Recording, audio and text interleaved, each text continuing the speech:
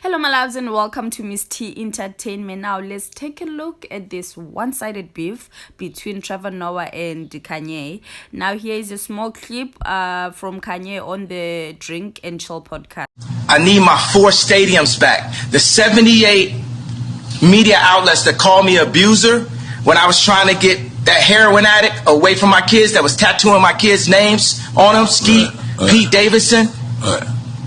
They popping up. You know what I'm saying? It's like they Trevor Noah, not even from America. Right. He just looked black. Right? Gonna say, yo, Kim, it's gonna get dangerous. So they putting all that he crazy. He's so OJ. Right. Nori just want the family back. Right. I honestly have an issue with the gentleman's interviewing him. Why did they laugh when he said that? Because that is so wrong in all levels. So I don't understand why you would laugh when someone makes a remark like that. Like, honestly, I do not know what was going through their minds. But anyways, let's listen to Trevor. You know Trevor. Trevor is a very intelligent man. This man is very smart. Please take a listen. Listen to this. Say again? Why are you beefing with Ye? Why am I beefing with Ye? That's an interesting way to phrase it, because a beef has to go both ways. No, it does. It genuinely does. I think, first of all, you know, in my limited understanding of the world, beef has always been something that generally will happen between two hip-hop artists. I was never beefing with Kanye West. I was concerned about Kanye West. And genuinely, I mean this, because if somebody says to me, or to anyone, that they have a mental health issue, and they say to everyone that when they don't take their medication, they're unable to control themselves, and then everyone ignores when that person is having an episode and they haven't taken their medication, and then they platform the person, and then they put them out. I sometimes think it's a little shitty, to be honest with you, you know? Like, my grandfather was bipolar. And one thing we knew in the family was, and I'm not saying Kanye is, by the way, I'm just saying my grandfather was bipolar. And one thing we knew was, you know, when he was having one of his episodes, he could act in a certain way, could do certain things. He'd take the family car, he'd be gone, he'd be driving off. But our job was to support him. We go, like, did he take his medication? What is he saying? What is he not saying? I said, it would be weird if I was there going, oh, my grandfather's, he's having an episode again. I'm going viral tonight. I think it's a little bit strange. And so it's interesting how, you know, what you're asking me makes sense, because that's how you see the framing. Somebody having beef.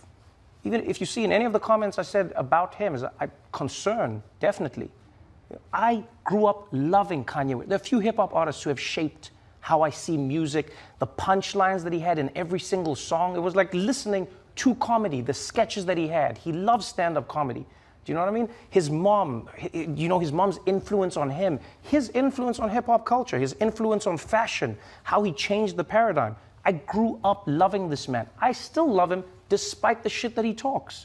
And so for me, it's not a beef. But one thing I'll tell you is, when I grew up in South Africa, one thing I loved was you grew up in a space where people would say, "Bazokutshela, we're going to tell you to your face." You know what I mean? We're not going to sit by and And sizokutshela ke mntasekhaya, sizokutshela thina. Trevor is very matured, guys. Very, very matured. Like, big ups to him for not taking the Kanye route. And I'm actually wondering, why are people still giving Kanye platforms? Don't they really see, like, what's going on? He's not well, guys. Like, honestly, he's not. I feel like people just want to make money out of this chapter of Kanye. He's really not well. I feel like people should just stop giving him platforms so that he takes care of himself. When he's well again, then he can go and speak on public platforms. Now, of course, this is just my opinion, but he has come to say he was not well, as Trevor has just said. So, yeah, let's just stop, guys. Please stop. Like, Trevor Noah's take on this whole Kanye West scandal event was a very wiseful thing to listen about. Kanye has so many one-sided beefs. The funniest so far is with Trevor Noah. Like, dude, by virtue of where he comes from and the culture and traditions he was raised on, Trevor Noah is more black than this clown F Kanye West and everyone that's down with him. Like, I mean, Like, you have to be American or like how black to be able to voice your opinions on matters that like around public figures. Like, what? Aibo. Kanye really sat there and said that Trevor Noah just looks black. If I was Trevor, I'd be fade on sight if I ever cross paths with Kanye. No, that's not Trevor, bruh. Nope, that's not him. Trevor is very matured. So apparently you have to be black American to speak on American problems, guys. Like, really now, what the hell? Just imagine someone coming on a public platform to say something like that. Someone who has mixed kids, poof. And people still think he's okay. People still give him platforms. Yeah, we gotta make money, guys, but not like this, man. Not in this way. Like, you sat and you edited something and you could still, but you still capitalize on it. No, ma'am. No, ma'am.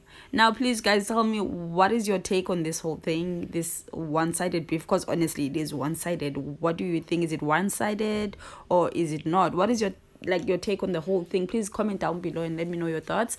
If you've watched until this point, my darlings, please do give this video a thumbs up, and if you haven't, please do subscribe. And if you are new on this channel, please feel welcome. Dasekhaya, thank you so much for joining us. I will see you all in my next upload. Thank you so much for watching this video, and please don't forget, ningabi stingy ngemali yabelungu, okay? I love you so much. Thank you. Bye. We didn't see it. I sometimes feel like Americans enjoy doing that. They see it. And then something really bad happens, and they're like, I wish we had spoken about it. I wish someone had said something. Yeah, I'm like, no. So for me, I think there are elements of Ye where he knows when he's being an asshole, and he's admitted this. He knows when he's pushing the envelope and he's trying to say. But there are moments where I go, people, what is happening here? Like, you know what I mean? So it's not beefing with somebody. I don't have beef with a human being who has expressed openly that they're dealing with a mental health issue. I don't have beef with that human being. What I have beef with is us as society not coming together around a person and going like, hey, maybe this is not the moment to put a microphone in your face so that you just go off saying everything. If this is what you want to say when you're on your medication, then that's a different story. But because you've told us that, I'm not going to sit by and say that. So if he wants to process it as beef, I understand it. I've never had beef with him. I'm still playing College Dropout. I'm still playing the music. I still love the man that I think he is, and I understand that he's gone through a lot, and I don't take that for granted. But yeah, I've promised myself I'll never be the person who just sits by and gleefully says things about people that I care about, and then also joins the group of mourners afterwards and acts like I wasn't part of it. Too many people like to mourn you when you're dead, and they don't say anything to you when you're alive. So I don't know where it'll end or where it won't, but that's me.